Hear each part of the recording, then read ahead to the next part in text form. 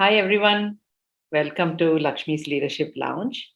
And this is all about the future of work, which is changing. And now more than ever is the time we evaluate the way we lead to prepare ourselves for it. So that's why we bring you a series that showcases a plethora of leaders who have inspired us by redefining the way they lead. So join me, Lakshmi Praturi, on this journey as I take a deep dive into the lives of these trailblazers and their unique take on leadership. And today, our guest is Asha Jadeja. She's a Silicon Valley based venture capitalist. It's kind of hard to put one label on Asha, and as we talk, you'll get to know about it. And she's invested in over 200 technology startups, and she's got a lot of ventures in philanthropic side as well. And they extend to India and, in fact, all over the world. And they've been designed to help the nation break free of the cycle of poverty. Wherever she goes, she really tries to build that bridge. And she's founded Motwani Jadeja Family Foundation to develop a network of entrepreneurs in South Asia trained to think and drive exponential change. The foundation supports US India partnerships for disruptive entrepreneurship, gender equality, inclusive development, and a lot more. She's a real believer in self-sustainable social movements. She started Maker Fest, which is really an amazing grassroots movement that's across all over, not just India. It has spread to the rest of South Asia as well, and also in Africa. She supported this a lot. And she's also created India's first network of dozens of fab labs. They're designed to spark a just-in-time manufacturing environment in India. And also with the help of Professor Sugata Mitra, she has set up India's first self-supported school in the cloud program in Ahmedabad. And there's a lot more. So through the conversations, you will find out all the stuff she's doing and what she's going to be doing in the future. With that, I'd like to invite Asha to come and join us. Hi, Hi, Asha. Lakshmi. Hi. How are So you? good. So for the next 20 minutes, we get to do what we love the most, which is just chit chat, talk about the stuff we are passionate about. And I'm really excited, Asha, for you to talk especially about a lot of the work that you do in the investment space. You know, you invested in several for-profit tech, internet, high social impact startups in the Bay Area, New York, all over the world, actually. What's your criteria for selecting startups? I always say you have a great nose for picking winners. So what's your criteria? I would say it's the people, Lakshmi. It is always the founders, and what is their vision. And most of the time, when founders have been, when they are doing this for the right reason, like wanting to make a difference, wanting to make a change, wanting to make the world a better place. Actually, it sounds very, it sounds, kind of, pedestrian. But there are people, there are really founders out there who truly believe that their work is going to make a difference to a whole set of people, if not to the whole world. And they're dreamers, as venture capitalists say here in the Bay Area. There is a foolishness to them, and they're risk taking. So there is that element of almost childlike dreaming that comes with that sort of an idea of what they're going to do, or how the product is going to make a difference to a bunch of people.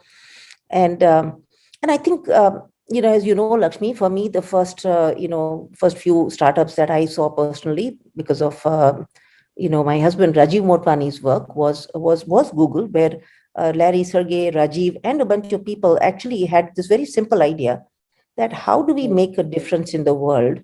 And they said, you know what, through our own search algorithms, we will make all the information of the world available to everybody. And that is the best way to level the playing field, at least a first start. And that, might sound, in hindsight, might sound simple, but that's a dream, right? To say we are leveling the playing field by bringing all the information of the planet in the hands of everybody. And so that kind of a, in a sense, risk taking, that comes with these dreamers is something that I'm drawn to from the get-go. Mm-hmm. Of course, along with that, you also want you want your founders to be qualified. You Mm-hmm. want them to know deep tech. I personally have a bias towards founders who have at least done a PhD in computer science or dropped out, but from a top-notch, college, university, but with a very serious background in computer science. And why computer science? Is because it is absolutely necessary in this new world of Web 2.0 and of course now Web 3.0. It's critical that these founders have deep tech knowledge of knowing what the possibilities are. They must also understand what the constraints are. So that's why the bias for deep tech. Correct. Yeah. And also, Asha, you founded the Motwani Jadeja Family Foundation also. And you've been developing a network of entrepreneurs in South Asia trained to think and drive exponential change. So, how do you think actually the startup founders and entrepreneurs need to prepare themselves for these changing times? The first question is more, what do you look forward? What do you tell your entrepreneurs? How do they need to change themselves? You know, the the Silicon Valley and the whole the investing circle around here, the group of venture capitalists and angel investors in the Bay Area, actually is a pretty small incestuous group, right? So what happens is that we have all of us are sharing, deal flow, so to speak. All of us Mhm. are sharing information about startups that we like, about ex-founders who might be doing their company number 3 or 4. So it is a pretty small circle of people, and we find the deals through them often. Mhm. But in terms of your question was, what do I tell my founders to do? Are you saying in terms How, of, yeah, okay? how do they need to prepare themselves for these changing times? How do they need to stay agile? What do you tell them to do? So I think given that our own focus is on university, startups coming from PhDs and computer science people or Mhm. faculty also, one of our own, mine and in the previous times, Rajiv's, advice always used to be that it's important that their research and their work is applied, that it's not Mhm. just theoretical. It's not just, Right. something where people are proving theorems or writing papers which are going to ultimately go into journals, but really having applications. So we make sure that in at least in my own venture experience, we make sure that my startups have access to real world data, Mhm. experience. They work with companies, and Mhm. so they are not very academic. That's Yeah, the most important requirement right now, is because the world is changing so fast that correct. it's Right. it's important, that they are in touch with what's happening on the ground in the business world. Yeah, and talking about world changing fast, you've been really at the forefront of this Web 3.0. I mean, you've been saying for a while about cryptocurrencies, about everything that's coming up right now, and especially there's a lot of talk recently about the NFTs, non fungible tokens that are used for artists, and of course, a lot of attention came because someone bought an art for $69 million, etc. But what's your take on NFTs? I mean, obviously, it's redefining ownership in a whole radically different way. So, tell me a little bit about your take on it. So the NFTs are part of this whole Web 3.0 explosion that's going on around us. I think what's really powerful is that there are 100 million people already on this Web 3.0, which is the crypto web, so to speak. Mm-hmm. And the NFTs are a way for non-technology people, for the creator. It's also called the creator economy. It's for the creators to come onto the crypto web, to sell their work, whether it's art, whether it is poetry, whether it is journalistic articles, whether it is basketball shots. but various things that can be digitized and then put up for sale on the crypto web, so to speak. And so the NFTs are game changers in the sense that they are allowing people in the creative spaces to come and sell their products, digitized products, onto a web where they'll be earning only in Ethereum or Bitcoins and so on. But they are able to get their livelihood through this Web 3.0 platforms. And I think that is a game changer. We've never had that kind of a direct sale of creative work to the buyers without intermediaries, right? So this is the first time that we are seeing even art being sold as an NFT without galleries in the middle, without any intermediaries, nobody taking a cut in it, and an artist learning how to sell their products directly to the buyers. So this is a game changer in many ways, and it is that market is expanding by the day. So I think it's a very exciting time for even for the developing world to be on this new platform. In fact, one very interesting group that came out recently was a collective of artists from Ethiopia, and they put up their work for sale as NFTs, and did extremely well. And there is no way that the Ethiopian government can clamp down on them. So that was really a learning experience for a lot of people in Africa. That normally when you make a lot of money, you have livelihood. There are, just like in India or in any other part of the developing world, there can be sort of uncertainties about how you're going to be taxed, who you're going to have to deal with, and things like that. So this Ethiopian group escaping the kind of the government barriers and hold is actually a huge, I think it's a huge sign of things to come in future, even in Africa. And in India, of course, it's already established. We already know that in India there are thousands and thousands and thousands of people who are already on the crypto web. They are extremely high net worth because they own Bitcoins and Ethereum, and they are buyers now of the non-fungible tokens. So it's a very interesting new kind of, almost like a paradigm shift.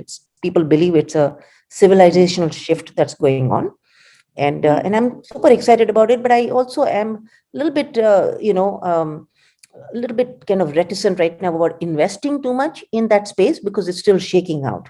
There is a lot of uncertainty right now. Yeah. Now, continuing on the NFTs, there is a market development cost still. You have to figure it out. And there are some design elements in terms of how you show your stuff, where you show your stuff, etc. Any ideas on how would you advise an artist on what to think about, especially about the design elements, how they present their work, etc.? I think I've been, as you know, I've been asking Raghava and some of our own common artist friends in Kochi and from the Kochi Art Biennale who I've met, to sort of say, okay, can you transform your works into NFTs that you can put up for sale? The thing is, the difficult part is how to partner with the right digital studio, to be able to take that work and then be able to sell it as an NFT. It's an expression, it's a representation of your original art. And right now, I think there are very few people who can do it well. So how do you find those digital studios? How do you try them? How do you kind of, it's a process of trial and error, learning. And but that said, I think it's not that difficult also for young tech savvy artists to create a digital representation of their work, put it up for sale, and there are so many gateways now where you can put your works for sale. As you know, there is Nifty Gateway, there is Super Rare, there is OpenSea. There's a whole bunch of platforms now. And those are that's what I recommend my artists in the developing world. So as a leader in general, you've been an entrepreneur yourself, you've been an investor, etc. What has failure taught you? I mean, tell me about failure you've had as well, and what has it taught you? The first failure that we had, that Rajiv and I had, was, I mean, I won't call it a failure because it was a learning experience, was our Right. investment in a fabulous company out of Stanford. It was a music search engine called Gigabit that we had invested in. They were students, they were, Rajiv students, and a superb bunch of people. Um, and I mean, we had all sort of seed invested in that, and I think we were 5 angel investors in that company. um, in the That was in the first round, and in the second round, it was funded by Kleiner Perkins, also fabulous venture capital firm here in the Bay Area. And what happened was that after many iterations, the company actually did not make it. So that was probably, I would call it, the first failure, the learning experience of sort of, being really bullish on a team, being really bullish on a company, and Mm-hmm. not knowing exactly why it failed, but it did. Right. Yeah. And we had an exit. It was actually acquired by Napster. And, Mm. it wasn't something that we were expecting. So I would say that was probably 1998, 99 timeframe. Mm-hmm. And a learning experience, because at that time, Rajiv and I had, didn't have that much liquidity. We were still a very young couple. Just Rajiv had just got tenure at Mm. Stanford. I was still doing my PhD. Mm. So we had to write off our life savings of that time. And Yeah. that was a learning experience for sure. And I Yeah. think the learning there was that we needed to be way more hands-on with the companies, but also not simply just trust a big name venture capital firm because it was a big name firm. We had to really work with them closely in making sure that uh, the company executed the way we also wanted them to. Yeah. I mean, good you continued, because otherwise, if you didn't continue on that streak, there are many others you've invested in later that have gone on to be super successful. So good that you continued after that. On the flip side of it, was there any deal you passed on that eventually went and became big? And YouTube. Okay, okay, YouTube was the one that we were. I can't believe that we said no to it. In fact, Facebook also was part of that scenario. But Facebook was by the time we found out about Facebook, it was a bit too late. I mean, in the sense that we would have had to struggle to get into that deal. But with YouTube, it was sixth or seventh company at that time in that space, and mm, I still remember it was brought to us by Naval Ravikant, who was at mm-hmm. August Capital at that time. And Yeah. we actually passed on it, and it's the biggest regret today. I'm happy that it's still in our family, in the sense that it is part of Google Google now. acquired it, But so it came back to your family so again. yes, so So it is still part of the whole family portfolio. But that said, yeah, it was a regret that yeah. we passed on it. So, Asha, you're doing a lot, in continuing to do a lot in the philanthropic area. And I wanted to talk a little bit about what you're doing specifically about India, about COVID. You've been extremely active the last few weeks and months about COVID. And tell me about the focus areas you have now in the COVID relief. COVID relief, I mean, first thing is, of course, most of us have lost family members, right, Lakshmi? It Right. is, Yeah. we Yeah. all have lost so many people that it's, as we've been kind of reeling from it and just recovering from that loss. I think we've Right. all been, struggling to see how we can make a difference. We are sitting far away, but because we are far away, we actually have a place where we can, especially sitting in the US, we can really make a difference on a bunch of stuff. And I think so I mean, of course, there is always, through the foundation, we always invest, we always give or do make grants to, things which are instant on the ground, like hospital beds, oxygen concentrators and stuff like that. But it's a hands-off kind of, donations. But what we are doing actively right now is we are trying to form a group that will work with US universities in making sure that we are sequencing, the new variants properly all across the country, really getting samples from across the country. Mhm. Um, the second thing is, of course, making sure that right kind of medications get to India. The one big thing that I'm thrilled about is the monoclonal antibody. treatment that is finally in India now after many months of struggling.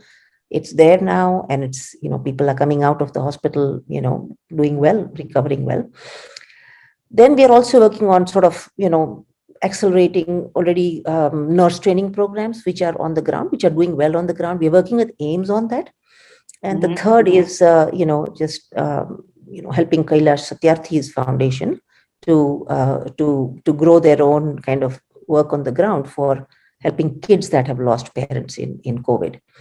Those are the three areas that we are working on. And, right now I'm also trying to get some information from, Priya Sampat Kumar at Mayo Clinic and some of the local docs here in the Bay Area to see if, like, what's going on with black fungus. Is there any other way?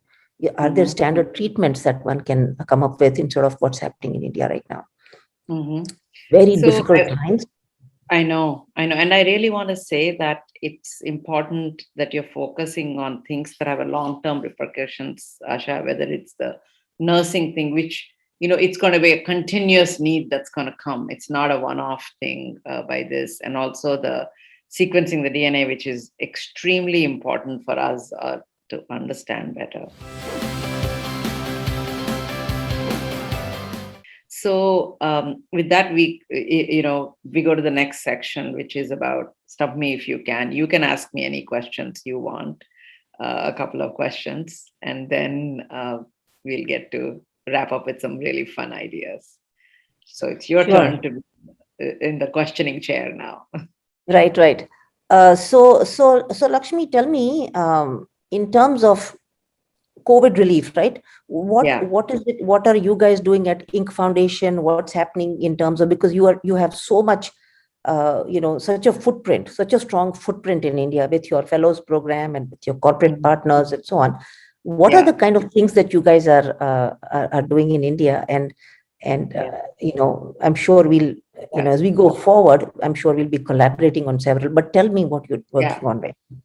See, the one thing we've been working on a lot is about what are the long-term implications of it, right? So one of the silent sufferers of this are children who fall out of the school system. I mean, in the sense, there is a time they would go to school, etc., and now everybody is at home. So the content just being, teachers standing in front of a camera and delivering is terribly boring. So how do you get kids engaged? And secondly, especially when kids are in the slums, etc., when we say, digital education, etc., that's great. They don't even have a phone. They don't even have data. How will they do this?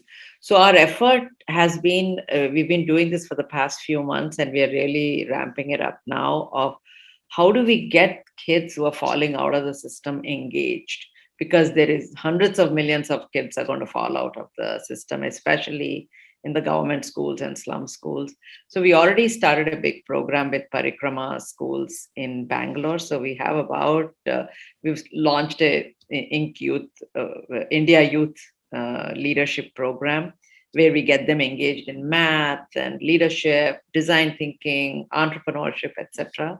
So we have about 400 kids from Parikrama already enrolled in it.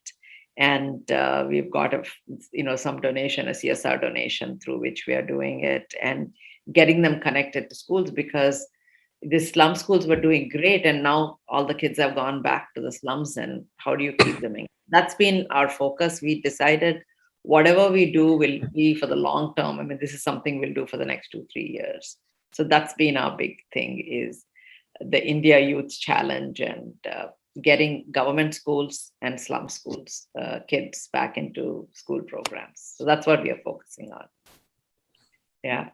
But let me ask you one more thing. I know you guys have Ink Makers program, right? Lakshmi, the Ink Makers. So that is something where you could actually have, kids, even if they are in slums, right?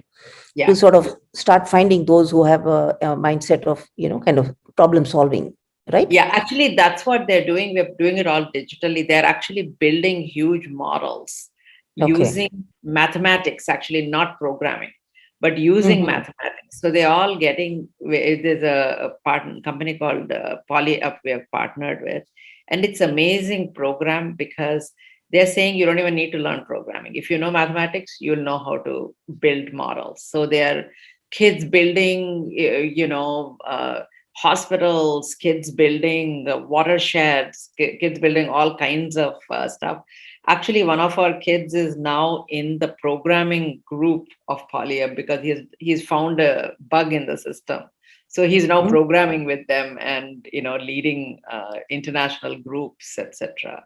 So you're absolutely right, Ash. You started the maker movement in India, which is about people who are making something, and now we've expanded on that, and now it's all the high school kids who are making without even having any physical objects. I mean, they're making things up as they go. So it's all the work you started a long time ago.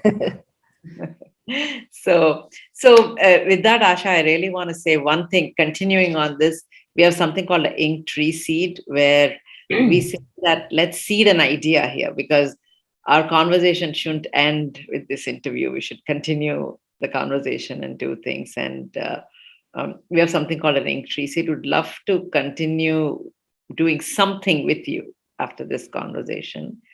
So just wanted to say that one of the things we've been doing is women's entrepreneurship, really focusing on that, especially in US. Would love to hear your thoughts and see how we can work together on that.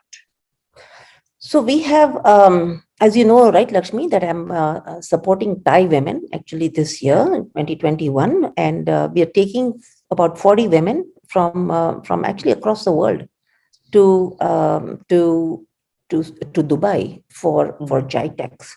It's happening around the time that there's a Dubai Expo happening, and we are getting them. And GITEX is kind of like it's a conference which is kind of like the consumer electronics show of of the US.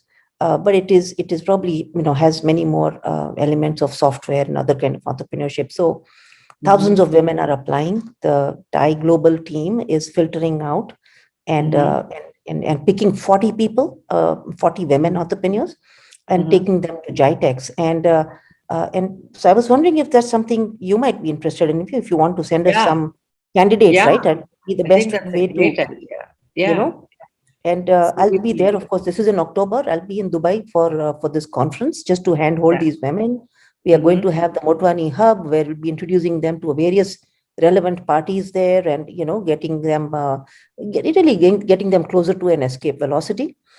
So feel free, Lakshmi, send me candidates that you think I should be looking at, and Absolutely. So, as we launch Women's Sync, you can pick, we'll work with you on whoever you think are appropriate for that. They can go with it. That'll be fantastic. So thank you so much for your time, Asha. I just want to say that it's been very important for us to, especially capture this future of finance, how things are changing, etc. And this whole Web 3.0. And we were very keen to talk to you because of all the work you've been doing. When you're the one who's told me that NFTs, look at this, look at that. I said, you've been like turning everybody onto it for the last few months. So really want to thank you for that, as to not just you being in it, but opening for others to get to know it. So thank you for the enthusiasm, Lakshmi, for all of you. Your entire team has been really enthusiastic about joining and exploring the whole, NFT space, which is great. Yeah. So you'll see a lot more Ink Fellows in it. And so we'll continue that. So thank you for your time. And I really want to thank our audience for listening to this. And you can check out Motwani Jadeja Foundation for more information. And it's MJF.world. So Motwani Jadeja Foundation is MJF.world, just in case people want to hear. Absolutely. So check that out, and you'll see all the things that Asha and MJF are up to. So thank you so much for your time, Asha, and thanks everybody. Thank you, everyone. Ink team and all of you. Thank you.